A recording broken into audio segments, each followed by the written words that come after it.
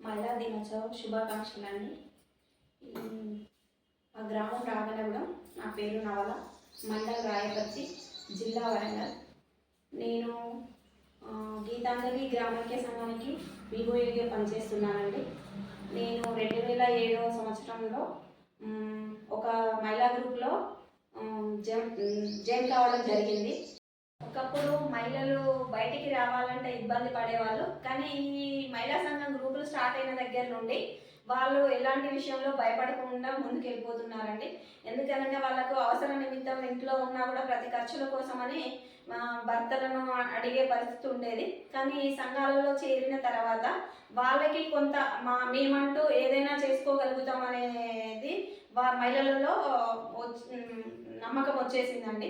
అలాంటి పరిస్థితి లేకుండా ఉంది.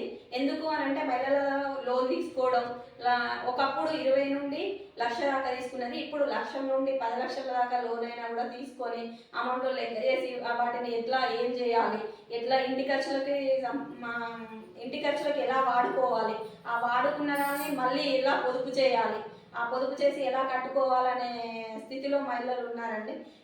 ఈ మహిళలు ఈ గ్రూపులు స్టార్ట్ అయిన దగ్గర నుండి వాళ్ళకి ఎలాంటి భయం లేకుండా ఏం చేసుకోవాలి, ఆదాయం వచ్చే పనులు ఏం చేయాలి, ఎలా సంపాదించుకోవాలి, ఎలా పిల్లల్ని చదివించుకోవాలనే ఉద్దేశం మహిళల్లోకి వచ్చేసిందండి.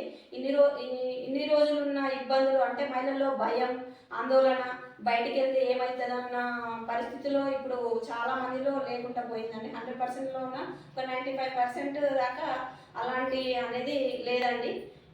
ఈ మహిళా దినోత్సవం అనేది అంతర్జాతీయ మహిళా దినోత్సవం అనేది మార్చి 8వ తారీఖు నాడు దీన్ని ఒక సంబరంగా చేసుకుంటున్నామండి.